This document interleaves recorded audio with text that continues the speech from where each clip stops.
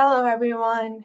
Thank you for joining today's Qualified Clinical Data Registry, or QCDR, Measure Development webinar. This presentation will be followed by a Q&A session where attendees will have an opportunity to ask questions via the phone and Q&A box, and CMS subject matter experts will address as many questions as time allows. You're welcome to submit your questions during the presentation or wait to submit your questions until the Q&A portion of the call. As a note, the slide deck and recording from today's session will be posted on the QPP webinar library in the coming weeks. I will now turn it over to Dr. Green from CMS to start the presentation. Thanks, Hallie. Next slide, please.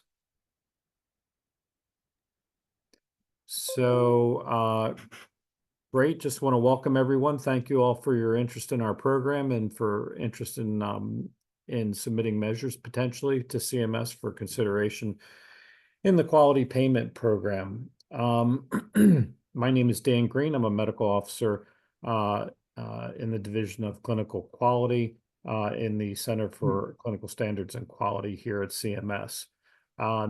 Next slide, please.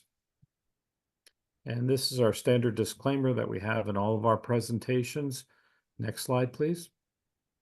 So today what we're going to do is we're going to talk about QCDR measure overview and requirements.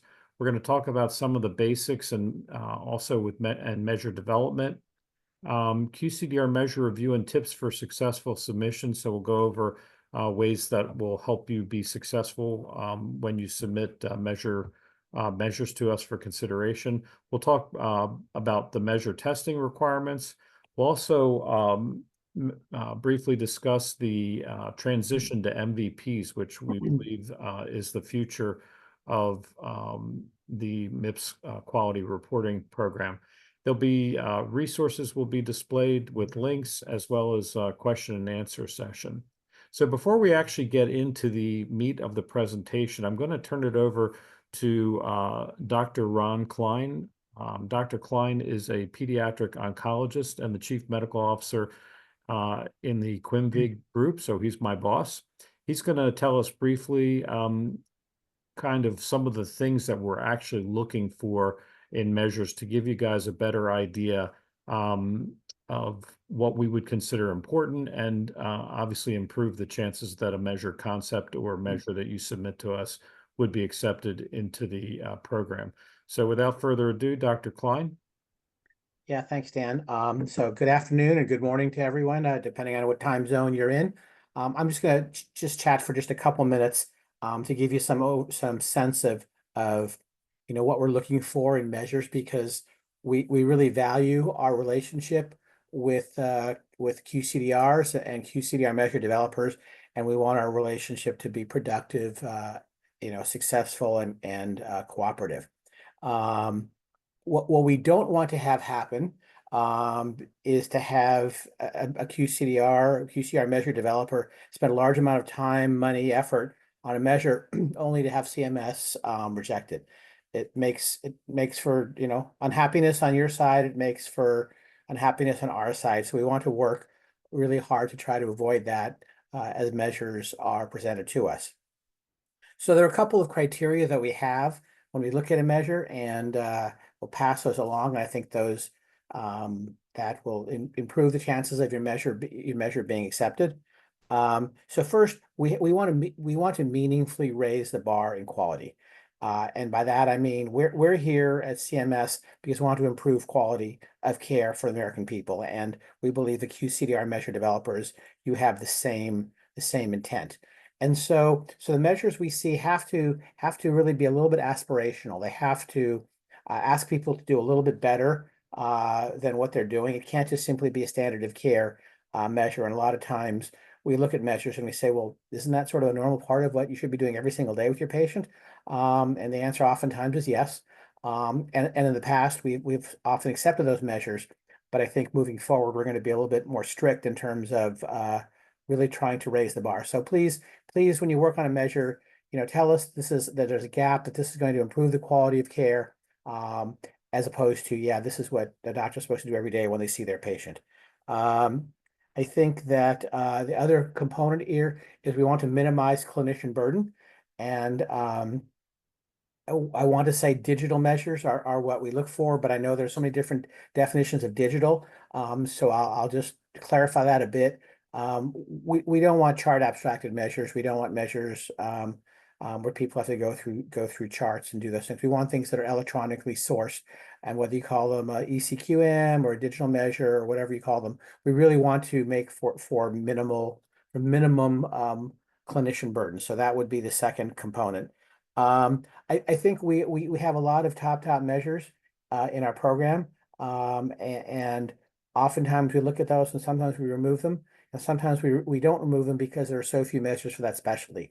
But again, moving forward, I think we're going to look harder at top measures, and so what we'd love to see is to have you as developers develop aspirational measures that aren't topped out, so that we can remove some of the ones that are topped out.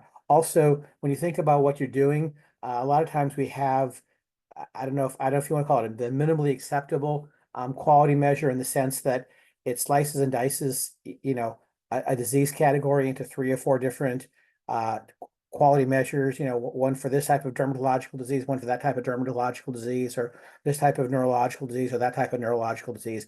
And what we really would like you to do is to combine those measures as appropriate for a specialty. So if it's for a neurologist, for instance, it might incorporate several diseases that a neurologist might see, not 3 separate measures for each of 3 separate diseases. And the last thing I'll say, and I say this as a pediatric specialist, is we would like to see measures incorporate the pediatric age group as appropriate. So it's not always appropriate, for a pediatric age group to be involved in a quality measure, but oftentimes it is. And sometimes when we've had our meetings with folks and we say, well, why is this 18 and above? Doesn't this also affect kids? And the answer is, yeah, but we just did 18 and above because that's what we always do. So please think a little bit harder about your measures and whether it's appropriate to include a pediatric age group in that category. And with that, I will end, and I wish you guys a pleasant meeting, and on to the next person. Thank you, Dr. Klein. This is Stacy with the PIMS team.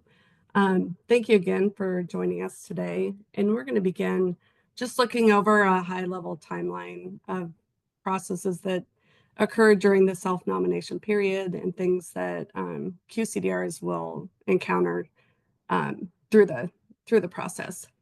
And hopefully this information will help you during your measure development or as you self-nominate your QCDR measures. Next slide, please. Thank you. So this first slide shows just a very high-level timeline of the processes that QCDRs can expect through the self-nomination period. The annual self-nomination period usually opens on July 1st and ends on September 1st. These days may differ from a day or two depending on if they would fall during the weekend. And just to help QCDRs submitting their self-nomination, CMS does publish several very helpful resources to the QPP resource library prior to the opening of the self-nomination. And these will help spell out the requirements to be a QCDR and also just have information to help you self-nominate your QCDR measures. And you can look for this on the QPP resource library. Will also announce when this gets posted.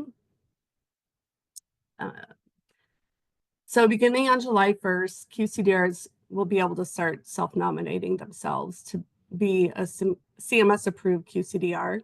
And at this time, they'll also submit their QCDR measures that they want CMS to consider for the upcoming performance period.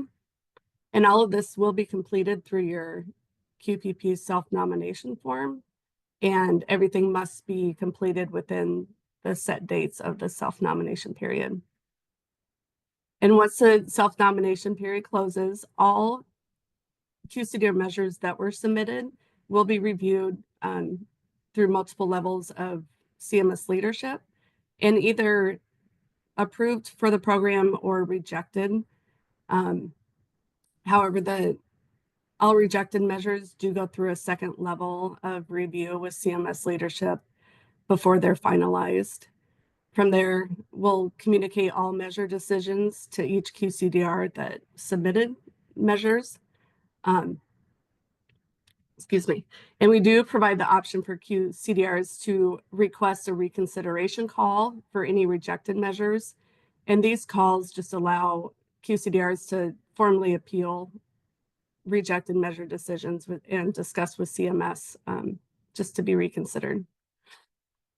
And following the reconsideration calls, all the measure decisions will be finalized, and we'll work with each QCDR to reconcile all the specifications for approved measures. And those will then be publicly posted on the QPP resource library. And then QCDRs will be required to also post their specifications on their individual website and share that link with CMS. Next slide, please.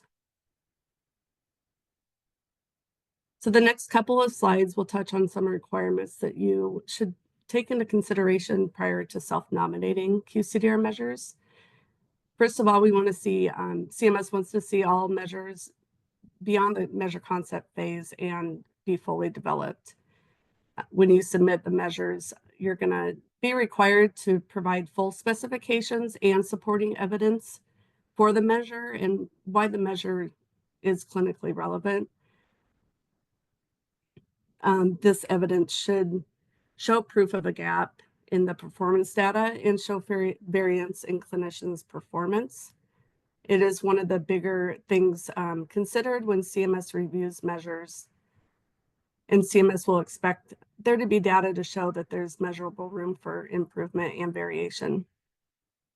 Outcome measures are generally preferred over process-based measures, and these include the measure types of outcome, intermediate outcome, and patient-reported outcome-based performance measures, also known as PRO-PMs. The current QCDR measure testing requirements must also be met. Currently, new measures being submitted for the first performance period are required to have a minimum of face validity, and measures submitted for subsequent performance periods must be fully tested and developed.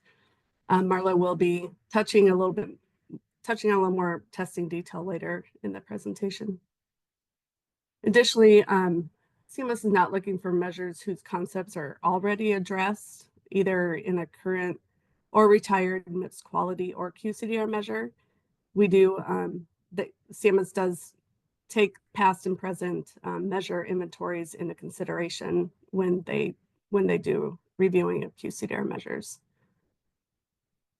And that's why it's important when developing measures to complete a thorough environmental scan just to avoid duplicating measure concepts. Next slide, please.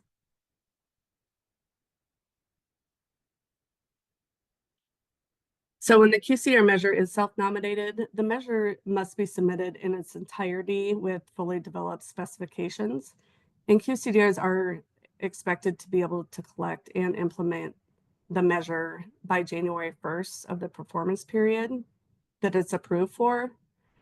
Another reminder, just regardless of a measure's decision from a prior year, if it's currently in the program, all QCDR measures must still be resubmitted and reviewed by CMS every year. Next slide, please. So the last process that we work through after all the measure decisions are finalized is working with QCDRs to confirm their specifications for approved measures. CMS then publicly posts all the approved measures to the QPP resource library. And then after this posting, the QCDRs are required to post their measures on their individual websites. We will work directly with each QCDR to ensure this is completed within the 15-day requirement. We also want to remind you, QCDR measure specifications should remain posted through the performance period they're approved for, but also the submission period. we've experienced in the past, just QCDRs taking their specifications down from their website at the end of the performance period, but we ask that you keep those posted through the submission period as well. Next slide, please. Finally, when you submit a QCDR measure in the self-nomination form, there is a required field where you will link your QCDR measure to either a cost measure, improvement activity, or an MVP.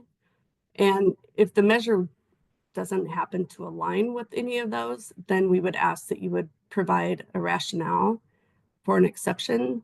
CMS will consider exceptions if the rationale is provided and all other measure requirements and considerations are met for that measure. Just one example would be if a particular specialty is not currently reflected in the cost inventory. And the purpose of this is for the creation of MVPs, and it's just helpful to correlate QCDR measures to the other performance categories. It just helps to develop more robust and cohesive MVPs for the MIPS program. Next slide, please. So we're now going to take a look at some QCDR measure basics and some guidance on measure development. Next slide, please. So a few additional considerations that CMS may take into account during your measure reviews is measures should be evidence-based, and they should also include a meaningful quality action. When measures focus on a change in a patient's health status resulting from the care they received, it's more meaningful and a better indicator of quality of care than just checking a box that something was completed. Numerators should clearly detail the expected quality action, and those should be based on current evidence and clinical recommendations. We also look for QCDR measures not to be duplicative of other current or retired measures, as we previously discussed. Finally, the measure's performance data, as Dr. Klein mentioned, should address variation among clinicians and have the ability to show that a gap in care does exist, just showing that there's room for meaningful improvement, and it reduces the chances of the measure just performing very high and potentially topping out quickly. Sometimes a full year of data is not available, and so we request that you submit even partial data, anything that you have available. If performance data is not available, CMS will consider submission of current cited clinical guidelines or recommendations from reputable sources, and these should be preferably within the last 5 years. Next slide, please. So every year during self-nomination, we receive a few hundred QCDR measures that go under review. And we do like to share trends and common feedback that we give to QCDRs year over year, just to hopefully more clearly show what CMS is looking for in QCDR measures when they're submitted. And the next few slides will just walk through some of the typical scenarios that we see.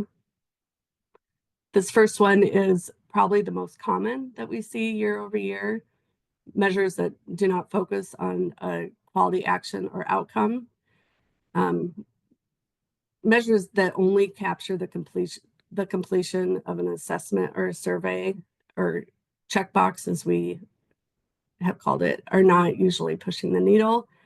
And it's not that they're not important. However, CMS does prefer that the measure takes the patient care even one step further and requires a follow-up plan or some type of intervention. And this just ensures that abnormal and unusual findings are being addressed and taken into consideration.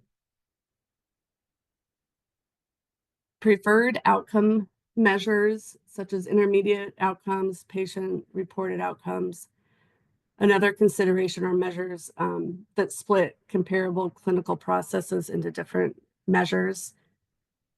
Prefer to have a more comprehensive, robust measure that's more meaningful instead of having one measure that's broken down into several separate measures.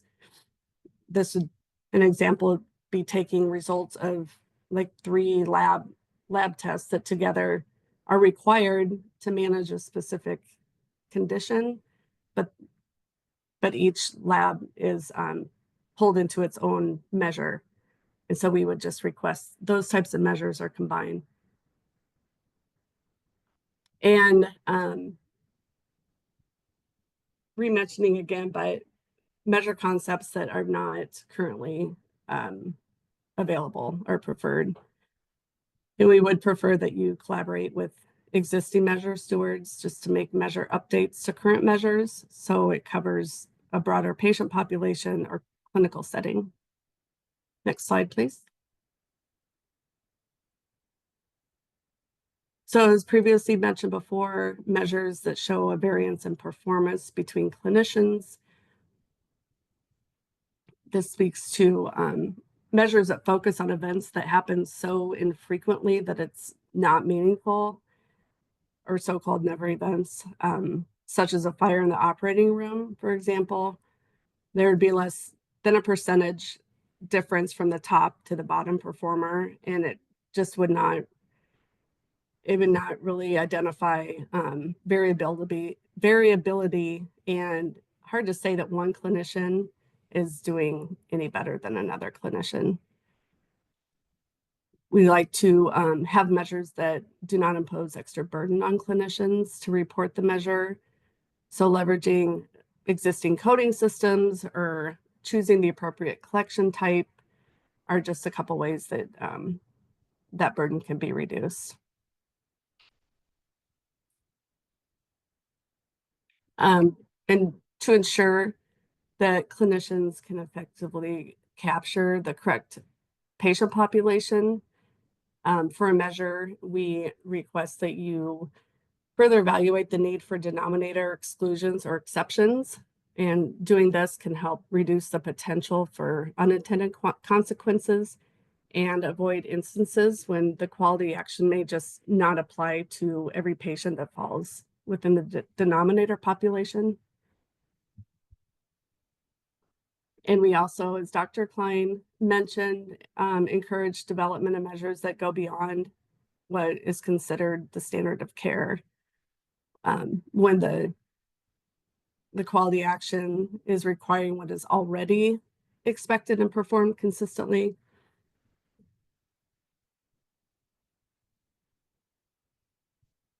And just an example of this would be a measure obtaining consent before a surgery, where the consent before the surgery is just standard. And so these types of measures should be further assessed just for ways to include a robust quality action. Next slide, please. So a common theme we've touched on already a few times are measures with similar concepts. And we prefer those measures be combined into one measure. And having one comprehensive measure will allow for better comparison among a larger group of clinicians and will reduce burden by not having to choose from several similar measures. To help reduce this occurrence, we encourage just a thorough analysis when you're developing measures to look at, take into account the current and past MIPS quality and QCDR measure inventory to identify any similarities or differences that there may be. Next slide, please. So expanding, excuse me, expanding on measure concept duplication just a bit further. This is really taken into consideration when reviewing measures. And in some situations, CMS may suggest that a QCDR obtain permission from another QCDR to use their existing measure if there's measure overlap. Under special circumstances, duplicative concepts may be approved for 1 year, under a condition that the QCDRs involved will work to address and resolve the duplication before the following performance period. Again, those are very individual and special circumstances and not a general rule that's typically followed. Usually the more robust measure would be the one that's approved.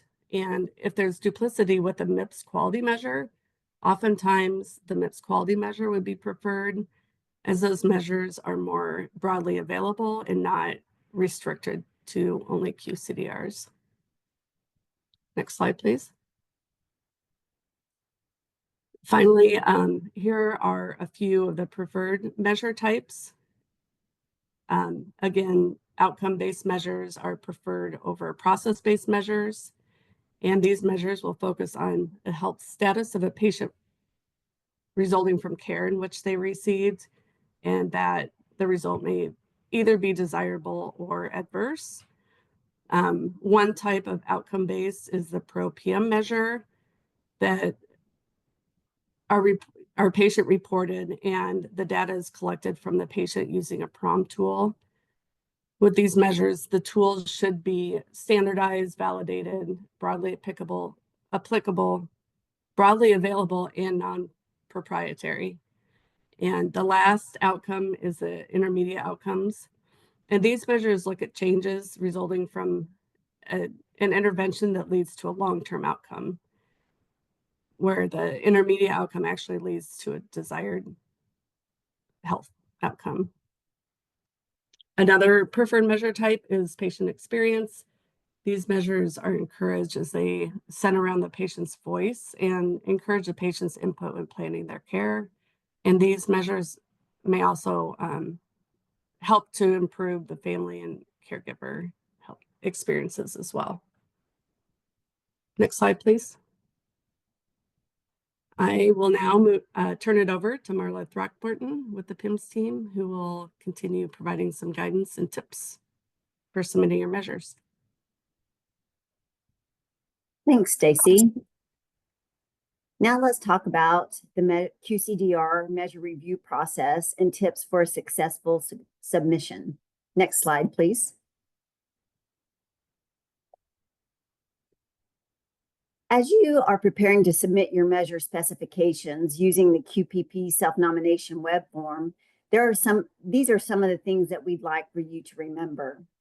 One, as you enter all of your documentation into that web form before you actually submit the measure to CMS, please make sure you review all measure specification components for accuracy. The QCDR measure specifications in their entirety must be submitted or should be submitted at the time of self-nomination. There are required fields that won't allow you to bypass them. This includes items that are required, such as testing, performance data, measure recommendations, and rationale. And then, of course, there are other required fields as well. Please note that all required borrowed measure specifications must also be submitted at the time of self-nomination. There are fewer fields that are required for a borrower due to the owner of that measure will determine the final measure specifications. Be sure to complete a spell check and grammar check because this information is publicly published on the QPP resource library. Substantive revisions won't be accepted after the close of self-nomination. Revisions are limited to only minor edits, such as grammar, punctuation, and wordsmithing. QCDR measures can't be added after self-nomination closes. So for your QCDR to be able to support a QCDR measure, it must be submitted during that self-nom period. MIPS quality measures, those clinical quality measures and the electronic clinical quality measures may be added after that September date. They can be added through early May of the next year. And then please ensure that during the self-nomination period, you are checking your QPP self-nomination web form frequently in order to comply with all deadlines. The PIMS team tries very hard to make sure that we're placing comments, reminding of deadlines, and trying to keep everyone aware of impending things that are due. And please remember, if supporting QCDR measures in a MIPS value pathway or MVP, that the measure must be self-nominated and submitted through the QCDR measures tab. And then if you are a borrower of a MVP QCDR measure, a borrower must also include written permission for use of that measure. Next slide, please. Multiple strata, denominators, and patient populations. This is one area that we have noted there's been some issues. And this is when you have performance rate submissions and data aggregation for measures with multiple strata, denominators, patient populations, etc. There are several measures in the program that require the collection and submission of data for multiple populations. We refer to these as multi-performance rate measures. Multi-performance rate designation is based on what is required to be submitted to CMS to report on the measure. It should be noted that the QCDR may and actually should provide their clinicians with data from all of the strata, even if not required for submission to CMS for reporting. This will help the clinician to identify gaps in their clinical processes.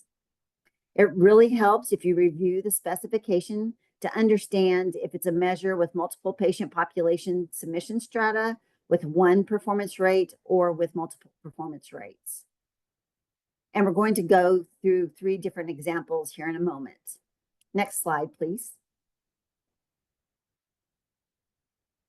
This graphic shows you how the questions are asked in the QPP self-nomination web form that we utilize for this analytic. The first column is the number of performance rates to be calculated and submitted. The second one is the performance rate descriptions. And then lastly, you indicate an overall performance rate. As after self-nomination, as we go through the finalization of measure specifications, you'll be sent a spreadsheet that gives you another opportunity to review what you input. So let's talk through this a little bit for these multi-strata measures or multi-performance rate measures. There are 2 different options. One is that the QCDR aggregates the data and calculates the score or the performance rate before submission. This is when you have the single performance rate that you are submitting. Or the QCDR aggregates the data and then submits that data for then CMS to calculate the overall performance rate. In this example, there is one performance rate to be submitted, as you can see in that first column. That rate would be rate 1, that top rate that's circled in the red. And then the overall performance rate would be the first performance rate, which the QCDR calculates and submits to CMS. But if you review this closer, this looks like it could actually be a multi-performance rate measure with 2 performance rates. So the first column should be a 2. That second column really should only include what's now denoted as strata 2 and strata 3, those male and female patients. And then that last column could be changed to weighted average or simple average, which would be calculated by CMS. The goal is to not have specific performance rates called out for benchmarking. If they are truly weighted or simple average performance rate measures, that should be calculated by CMS. Next slide, please. The first example that we're going to show is a focus on a specific strata as the performance rate for the measure. The specified strata to be used for the required performance rate for CMS should be identified. For example, the overall MIPS performance rate may equal performance rate 2, for example. So you submit one performance rate, which then, as we talked about on the last slide, requires the performance data to be aggregated and calculated by the QCDR prior to submission. Next slide, please. This example does show that the QCDR is going to calculate and submit the data for these 2 strata. And then they want CMS to select the second performance rate to be used for the benchmarking of this measure. The goal of this is to streamline information based upon the analytic so that it aligns in messaging across all MIPS quality measures. We want to make sure that CMS fully understands what is expected for this measure to be reported. Again, it would be important to share the strata level data with the clinicians in order for them to know where improvements can be made in their practice. Next slide, please. For the next two examples, this will show using a weighted average or a simple average of the available strata. For a weighted average, which is the sum of numerator values divided by the sum of denominator values, or if it is a simple average, it's the sum of performance rates divided by the number of performance rates. So you submit the measure data at each strata level or performance rate for CMS to calculate the overall performance rate. The number of performance rates to be calculated for a simple or weighted average have to equal or be greater than 2 performance rates. And then you would indicate, of course, which analytic you'd want to be used. Next slide, please. So on this graphic, the number of performance rates to be calculated and submitted are 2. But as we just talked about, you could have 6 performance rates to be calculated and submitted. And then in that middle column, the descriptions, you would have rate 1 through 6. Here, of course, we're just showing rate 1 and 2. And then in the overall performance rate, you would indicate here either simple average or weighted average, which would then be calculated by CMS from the strata data that has been submitted. Next slide, please. Regarding ownership and eligibility of QCDR measures in the program, for a QCDR measure to be active within the program, it must be owned or co-owned by an approved QCDR that is active that year. So in the event that a QCDR decides to no longer participate and they really want their measure, or they think that their measure would be useful to remain in the program, or another QCDR that had borrowed the measure still wants to report on that measure, then the inactive QCDR may transfer measure ownership rights to an active MIPS-approved QCDR that is able to continue the support of the measure for that MIPS performance period. The new owner or receiving QCDR must be able to provide medical and measure expertise so that they will know how to amend and manage the measure. And honestly, the medical and measure expertise is evidenced by being an approved QCDR within the program, because that is part of the self-nomination approval process. The new owner or receiving QCDR can then permit other QCDRs to borrow the measure as determined by the new owner. For borrowers, as we've spoke about before, permission must be granted at the time of self-nomination. So the borrowing QCDR has to include written proof of permission from the owning QCDR for CMS review and approval. Next slide, please. There are instances where QCDR measures are not meeting the benchmarking thresholds for 2 consecutive periods, which means that the data being submitted to the MIPS program is insufficient in meeting the case minimum and volume thresholds required for benchmarking. But if a QCDR really believes that this measure is meaningful for their specialty, they want it to be able to continue in the program, even though they're not meeting this benchmarking threshold, then they can submit, or if they have gone through 2 cycles without achieving a benchmark, you're required to submit a participation plan in order for the measure to be considered. The participation plan must include the detailed plans and any changes to how they're going to encourage their eligible clinicians and groups to adopt and submit data on the low reported QCDR measure for purposes of MIPS. Oftentimes, QCDRs will submit good data that shows good adoption or a large number of clinicians reporting the measure. But if that is just internal data, that does not go towards the MIPS benchmark. So those clinicians must be reporting to MIPS and establishing those benchmarks. The plan can include one or more of the following: development of an education and communication plan for clinicians.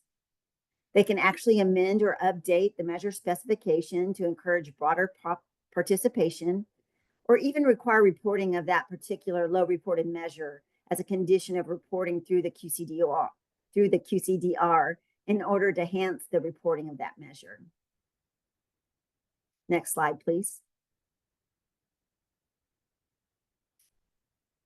QCDRs do not assign their own measure IDs to new and approved or existing measures. These are assigned systematically during the specification approval process by CMS. And the purpose of this is so that CMS can track and apply continuity to the measure ID, which then impacts benchmarking. So for a new measure, a measure that's never been in the program, the first year that it's in the program, it will be assigned a new measure ID and have that first performance year as the year it was approved. For existing measures, though, that undergo some type of substantive change, a new measure ID may have to be assigned.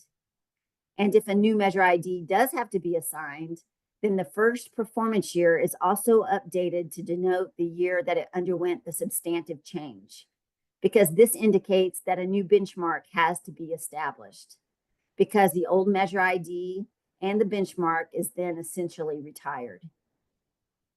Examples of reasons why new IDs may need to be assigned for existing measures, which this is not an all-inclusive list, but if there is something like a major analytic change, changing from inverse to non-inverse, proportional to ratio, adding a risk adjustment, you could be expanding the measure by adding a second quality action to the numerator.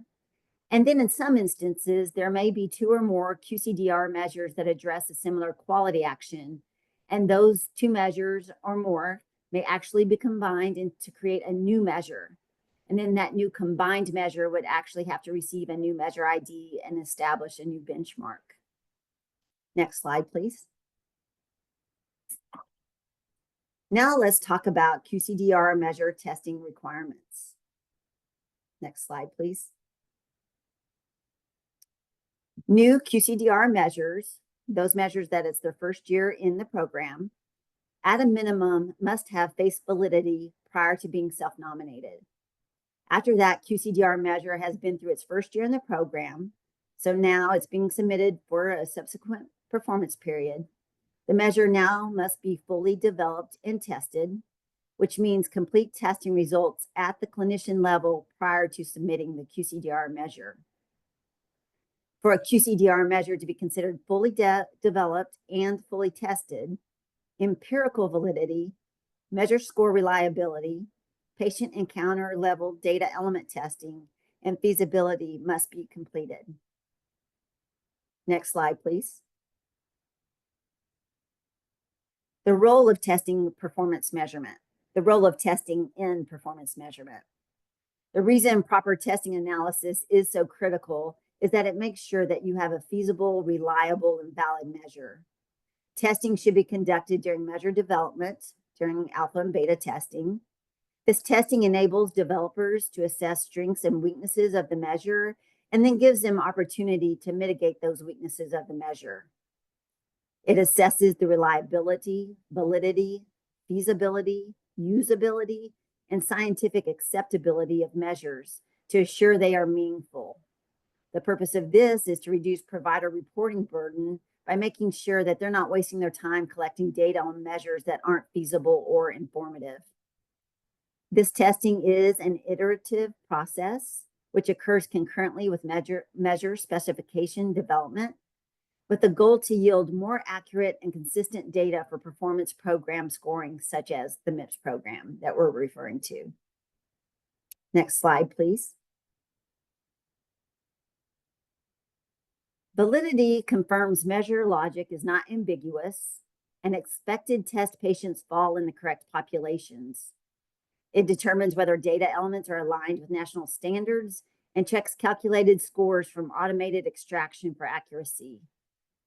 Validity also confirms the degree to which evidence, clinical judgment, and theory support interpretations of a measure performance score for MIPS. It's often appropriate to obtain stakeholder inputs at several points during the testing process, which includes that initial face validity at alpha testing, feasibility and burden inputs at beta testing, and then other inputs as needed based on a review of overall results. For example, a QCDR measure would be valid if it clearly identifies the concept being evaluated. For example, that initial face validity. It can just demonstrate that performance on the quality construct is associated with a meaningful outcome or other indicators of processes related to the quality action, for example, construct or convergent validity. A valid QCDR measure can differentiate between disparate groups, for example, discriminant validity. Again, I just want to reiterate that new measures only require phased validity for their initial year in the program. After that initial year, existing measures should be fully tested with empirical validity. And empirical validity is considered any type of validity beyond face validity. Next slide, please. Measure reliability.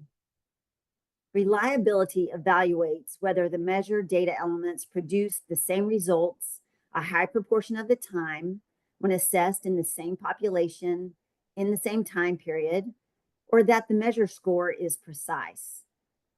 The lack of reliability or precision demonstrates random error within a measure, which of course is what we're wanting to avoid. Conceptually, reliability is the measure of the ratio between signal to noise. Signal is the proportion of variability in a measure due to true differences in performance. So, of course, that is what we're aiming for with a good, reliable measure.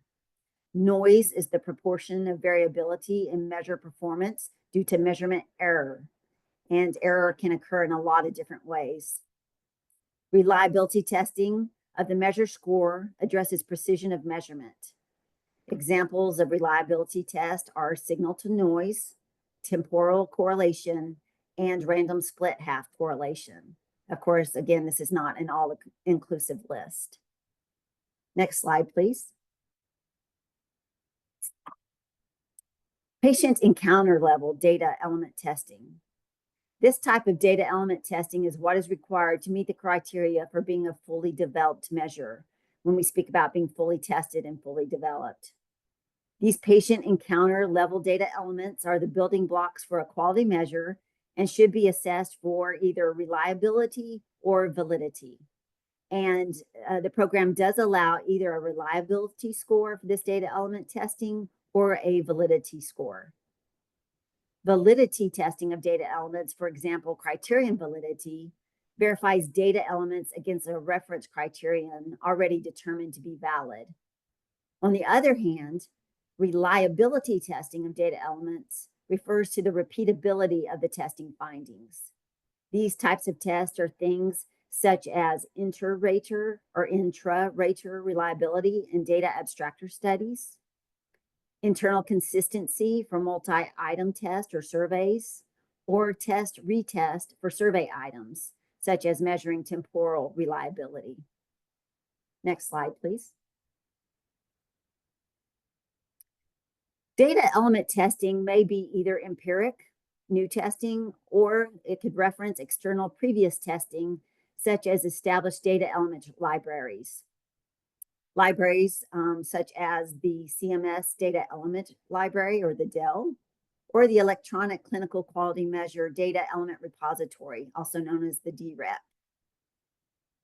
Data elements that have already have been established over all the quality measures for a long time, such as age, does not have to be included in this data element testing. Next slide, please.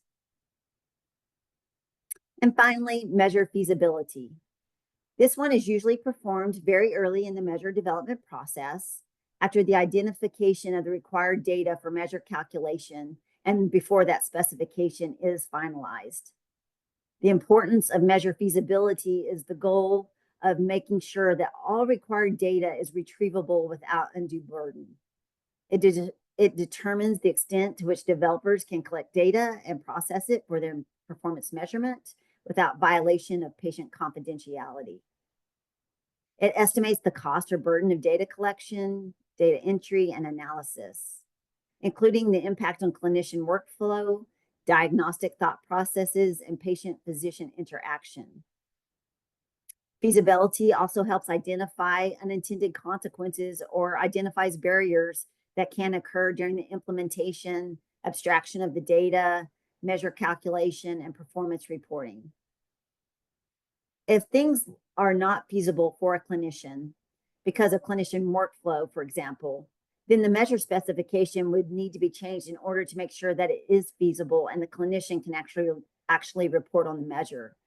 Sometimes you will find low reported measures may have feasibility issues, and that is why clinicians are choosing not to report that measure. As you test measure feasibility, this information may be suitable to support the validity of the data elements using systematic surveys or conducting focus groups, as we were just talking about on the prior slide.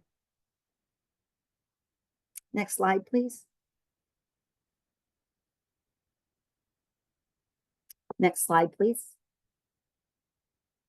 Let's look ahead into what the goals that CMS has for that transition to MIPS value pathways, or MVPs.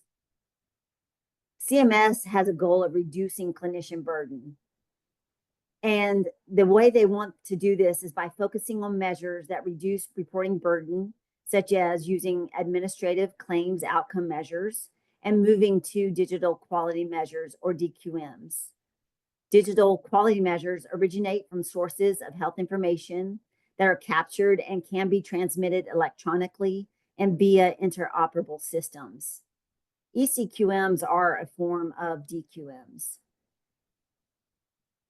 CMS wants to align measures across programs when it's at all appropriate. They want to emphasize utilization of measures included in the core quality measures collaborative. And they also want to be able to emphasize quality measures that can be implemented the same or very similar across programs. By aligning measures across programs, those clinicians who do participate in multiple programs will have decreased burden, as they will not have to implement the same measure concept in multiple ways based upon the program. Going back to discussing that digital quality measure, the goal is to utilize the integration of a new data interoperability standard, which is the FAST Healthcare Interoperability Resources, or FHIR, commonly known as FHIR, which is known as the FHIR data model. Next slide, please.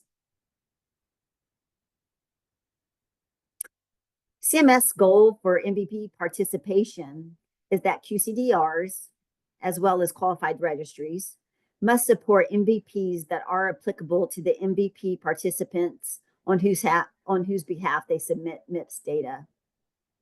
CMS goal is to move away from siloed reporting by offering connected measures and activities across the 4 MIPS performance categories. These performance categories will incorporate a set of administrative claims-based quality measures that focus on population health, provide data and feedback to clinicians, and enhance information provided to patients. The goal is to result in a comparative performance data valuable to patients and caregivers in evaluating clinician performance and assisting them in making decisions about their care.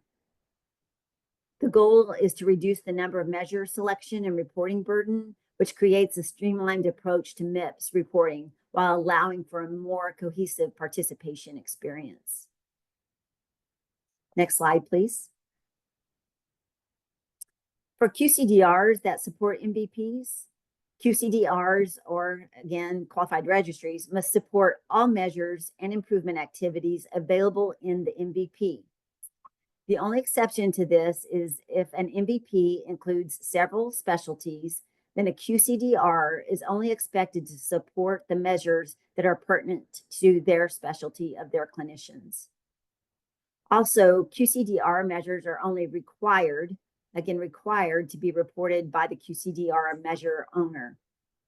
Borrowing QCDRs may only support the measure if they had the appropriate permissions from the owner. So what impact will the transition to MVPs have on current QCDR measures? The way CMS will do this will be to review QCDR measures as a component of future MVPs. So these are the types of questions that are being asked. Does the QCDR measure align with a current or future MVP topic? Does the QCDR measure complement improvement activities and cost measures? And finally, does the QCDR measure align with the goal of keeping MVP stable year over year? Again, as part of that goal to reduce clinician burden and reporting burden. Next slide, please.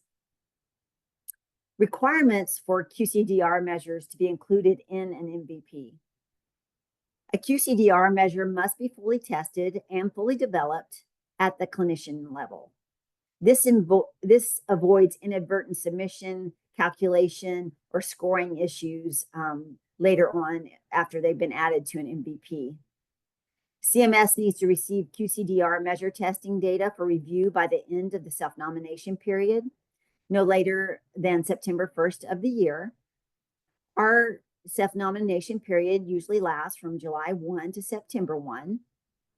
In the case of 2025, for the self-nomination for the performance year of 2026, September 1 falls on Labor Day. So I would anticipate the deadline to be September 2nd of 2025. And that testing data and the self-nomination of the measure has to be done by that end of self-nomination. QCDR measures must be active for 1 year prior to self-nomination to be considered for inclusion within a candidate MVP. If you are borrowing an MVP measure that is owned by another QCDR, you must self-nominate the QCDR measure as well as provide written permission to borrow that measure. Next slide, please. I will now hand it back over to Stacy Sams with the PIMS team to tell you about some great resources as you work through this QCDR measure development process. Thanks. Thank you, Marla. So as Marla mentioned, we'll just go over some resources that are available to you as you work through your self-nomination of QCDR measures and your measure development. Next slide, please. So prior to the opening of the self-nomination period, CMS does offer QCDR measure preview calls. And these calls, they give QCDRs an opportunity to review their measure concepts with CMS before self-nominating them. The preview calls begin next Monday on February 17th and go through May 30th. And the last day to request a call is May 16th. They're scheduled on a first come, first served basis so that we can accommodate as many requests as possible. And to request a call, please submit an email to the QCDR vendor support at gdit.com email.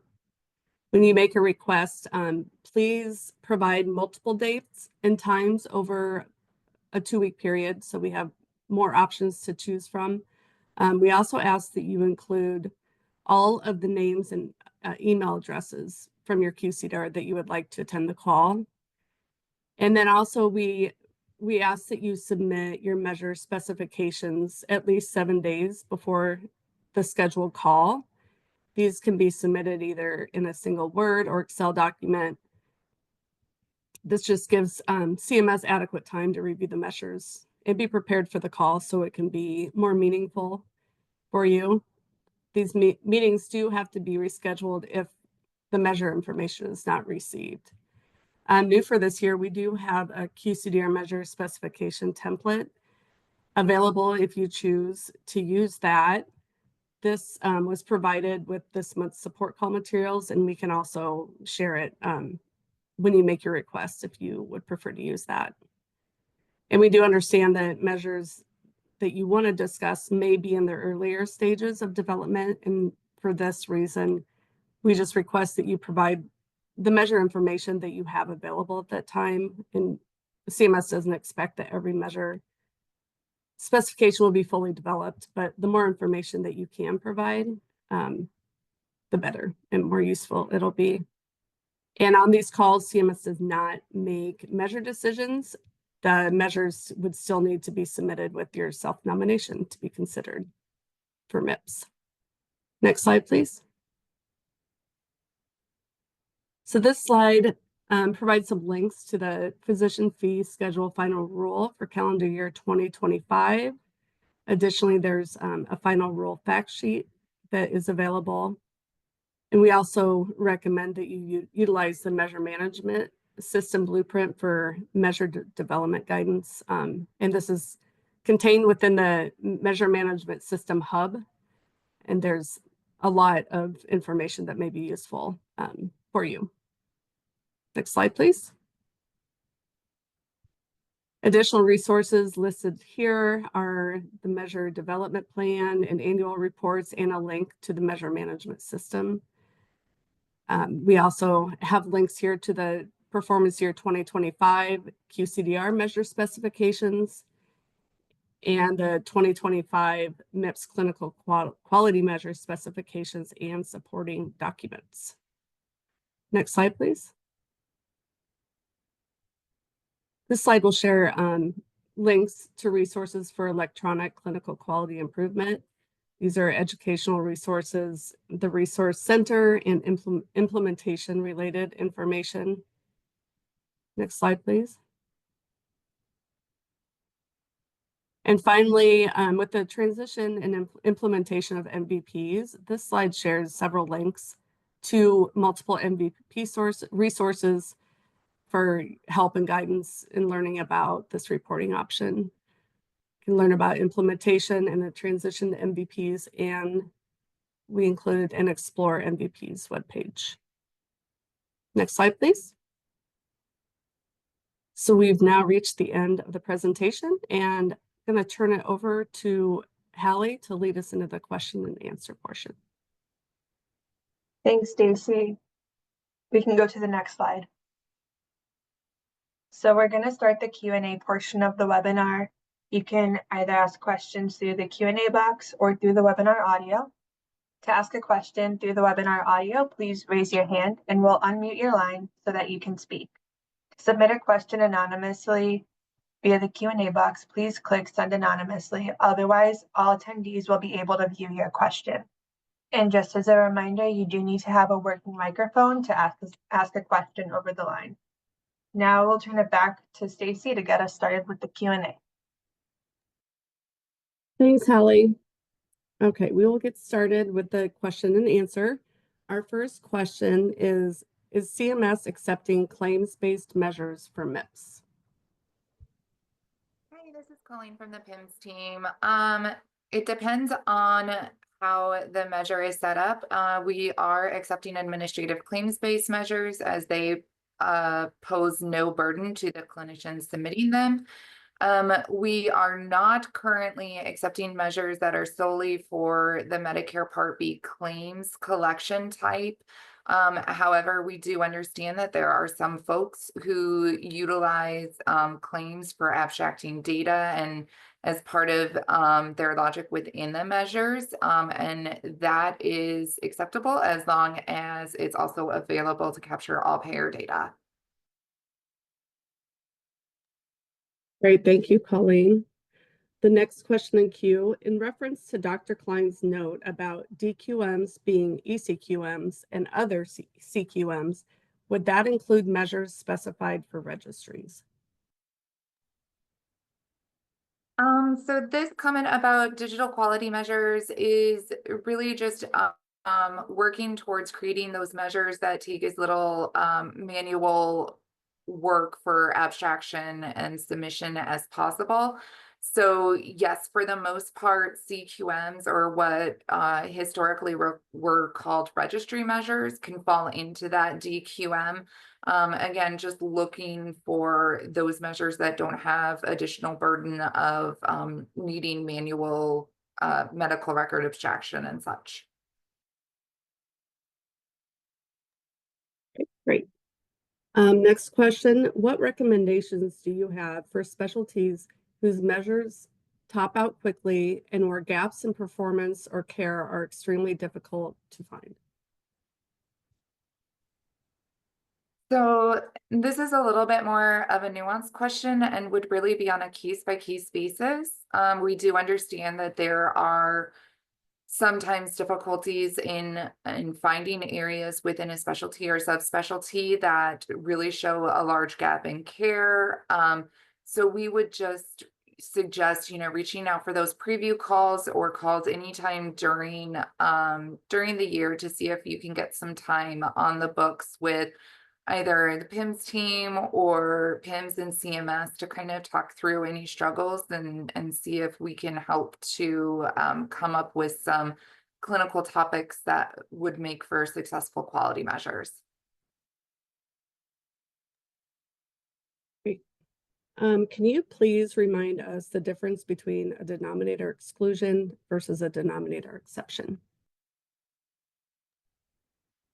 Sure. So the denominator exclusion is going to pull that patient out from the eligible patient population. So they would not be considered part of that case minimum. So these would be patients who it is just not appropriate or not feasible to do whatever the quality action is within the numerator.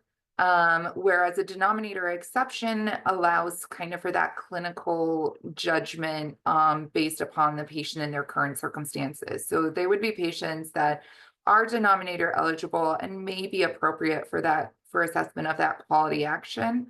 But again, there may be nuances or different aspects of the patient that as you're assessing them may not make them appropriate for that clinical action.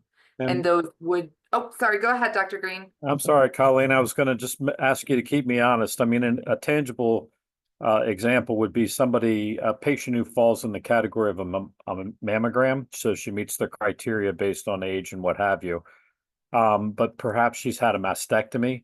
So that would be an exception because she is in the denominator, but she'd be accepted out. But if I got that backwards, by all means, please correct me, Colleen.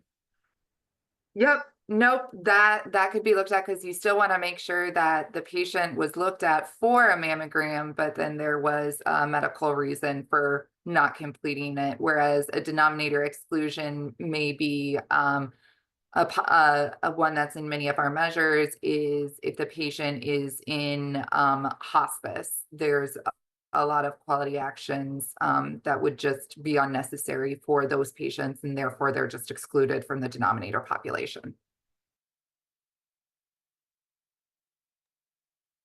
Great, thank you. The next question, in developing oncology measures, cancer types and their quality improvement efforts begin to lose their intent, value, and focus when bucketed. Whether it is outcomes, intermediate outcomes, pro-PM, etc., grouping multiple cancer types into one measure in the vein of efficiency may have the opposite effect and will be difficult to implement as each cancer type patient may be addressed differently. And understanding this perspective is the path of leaning into specialty-based MVPs of greater importance. So I can start with this one, but Dr. Green, please feel free to jump in if you have anything to add. I think we're not necessarily stating that it's a blanket statement that anything that's looking at a similar quality action with different diagnosis necessarily has to be put together.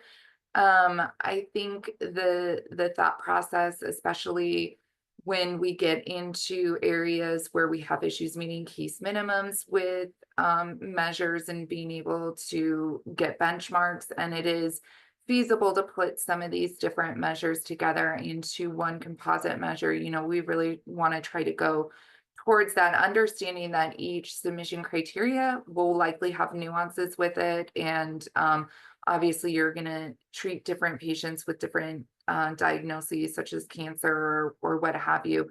They'll be treated differently. And so all of those things are taken into consideration.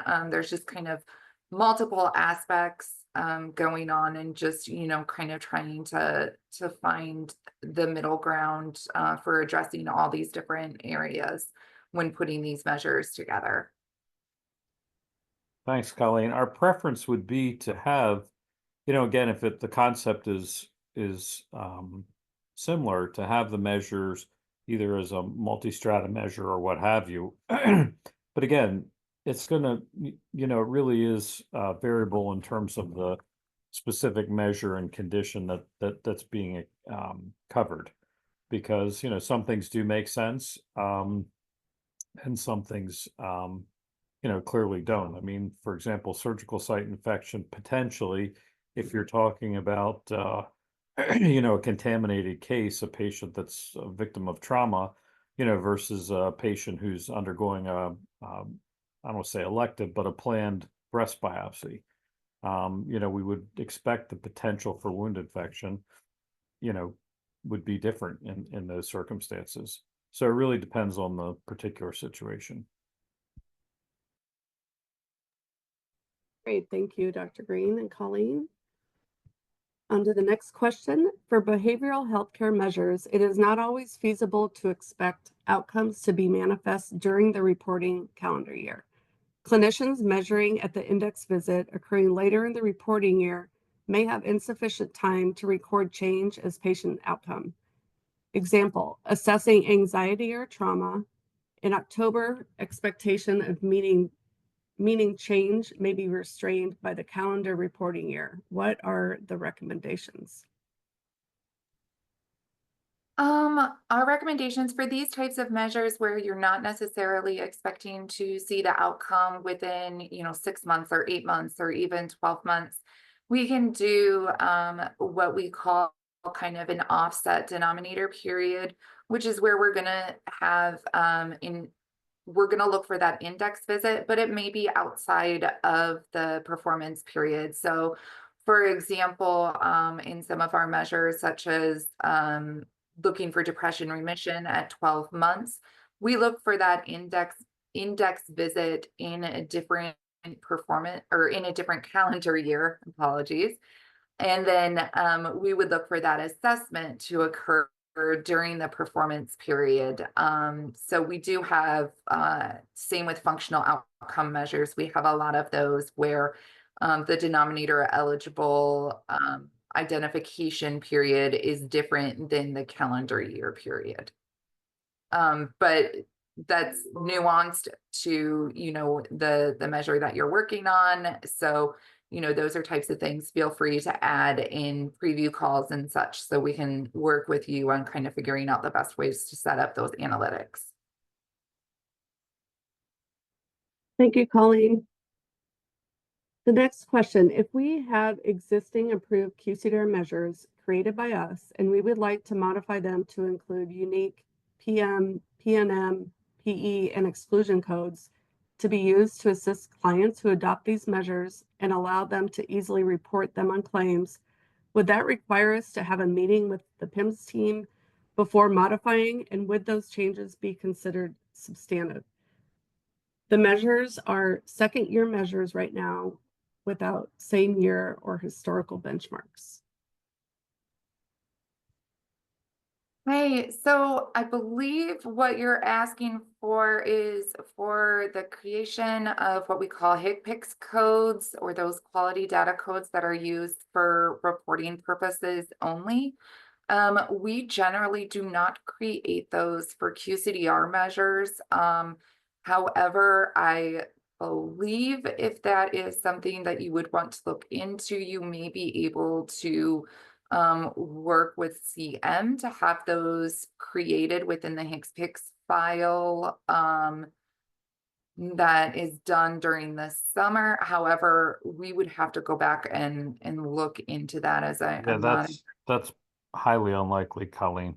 Okay. With CM, I mean, you could conceivably go to the AMA and ask them to create a CPT2 code, but the chances, I think, I don't want to speak for the AMA, but I believe the chances of that are very small. You'd be better off. I mean, you'd be better off getting the information some other way than necessarily a copy of the claim. The copy of the claim could put the patient in the denominator potentially. You could create your own code that they could append to whatever it is you're receiving to indicate the quality action, but I think expecting it to make it to the HCPCS tape for a QCDR measure, I think is unlikely. Thanks, Dr. Green. Yep, thank you both.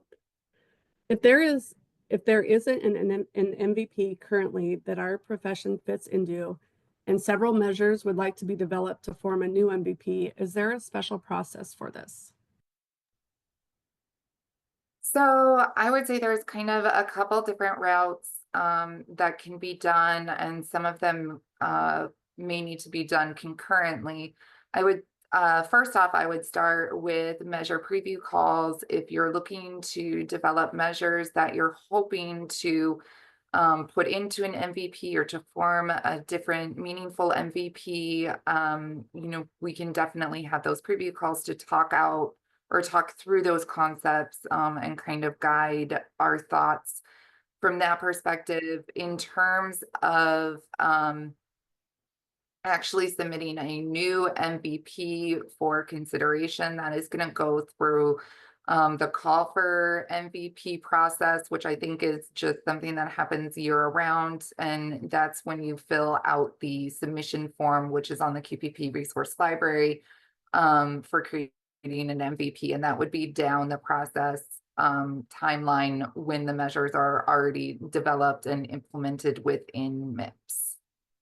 But if you have further questions, oh, Dr. Green, I'm sorry, I see you coming up. I was just going to say, I mean, if you're interested in working with CMS to create a potential MVP in general, with or without QCDR measures, or maybe, combination thereof, we do have processes where we will meet with specialty societies and what have you to review what measures could make up an MVP. I'm not sure the timeline for that right now. I don't know if you know, Colleen, but if not, we could try to get that information for you. Yeah, I would say I don't know all the timelines off the top of my head, but if you go to the MVP resources out there in the QPP resource library, I know all of those timelines and submission criteria and templates for filling out. Everything's out there. There's also a mailbox you can submit questions to specifically for MVPs, and I know you can get answers from there. Thank you. Next question. Will CMS be reviewing all QCDR measures for potential inclusion in an MVP, or is that something we need to submit as a recommendation during the MVP maintenance process? So this is something, as discussed during the presentation, that we do look for kind of those supporting, look at those QCDR measures that complement and support current cost measures and improvement activities and so on and so forth for addition into an MVP. As we move to sunset traditional MIPS, we will be looking for all of the measures to be found within MVPs. That said, this is not something that you need to submit separately per se. As we are reviewing all of the QCDR measures, we are always thinking about which ones may be good for inclusion with an MVP.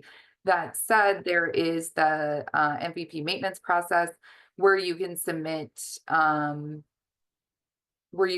comment on if you believe certain QCDRs should be added or removed from any of the current MVPs or candidate MVPs. And again, all of that information and timelines and so forth will be on that QPP resource library MVP site.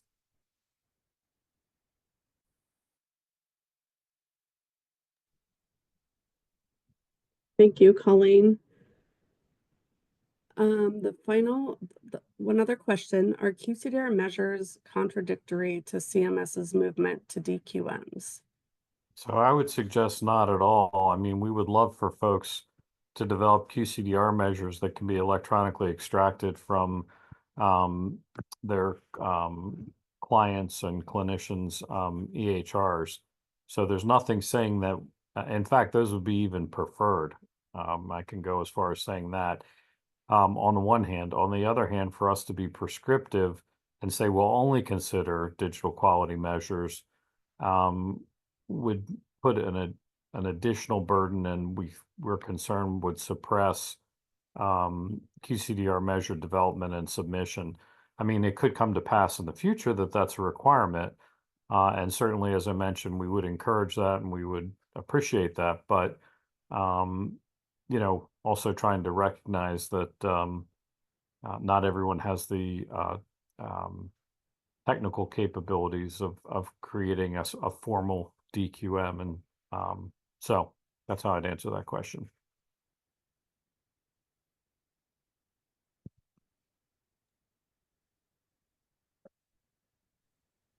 Before we end the Q&A session, we just wanted to do a quick last call to see if anyone had any questions that they wanted answered today.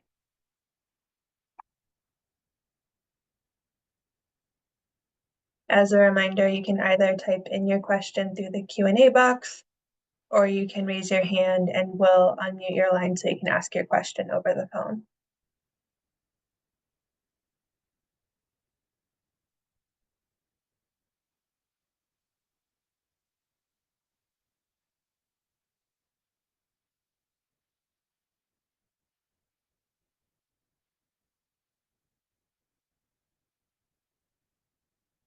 All right, seeing no further questions, we will conclude today's Q&A portion of the webinar. So I'll turn it back to Chris Ferrante to conclude the call. Thank you, Hallie. Yes, just wanted to touch on something that's really important that was mentioned earlier by Stacy.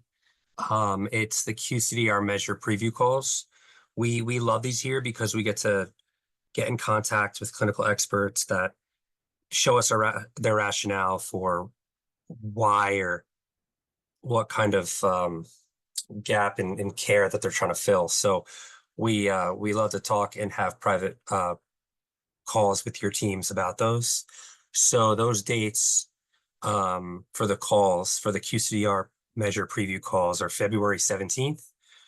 They start just next week. And the last ones will be on May 30th. That's the last day to have a call.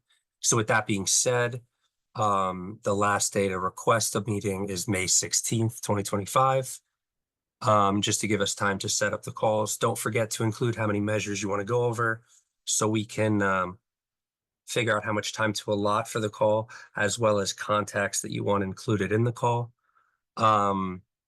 These calls are really important because they do a few things that I've touched on a little bit, but they allow for CMS to preview measure concepts and offer constructive feedback prior to the self-nomination process. The calls can also include new QCDR measure concepts as well as prospective updates to existing QCDR measures. So we're pretty open about, what the calls can. If you have a rationale and it's worth talking about for measure development, please reach out to us and we'll do our best to accommodate you. I just want to remind everybody as well that QCDR measure decisions are not made on these calls. We will get back to you later on in a more formal manner. But it's really just a concept-based call. And also preliminary measure concepts without fully developed measure specifications are also suitable for these calls. Just want to make that clear as well. So even measures that, haven't been through very much testing at all, we're still open to ideas and concepts for these calls. So we're pretty open, like I said. And with that being said, I thank everybody for their time. I thank the whole PIMS team and everybody at CMS for hosting the call and all the work that went into it. And thank you everybody for showing up and for your time and your attention. Bye everyone. Thank you.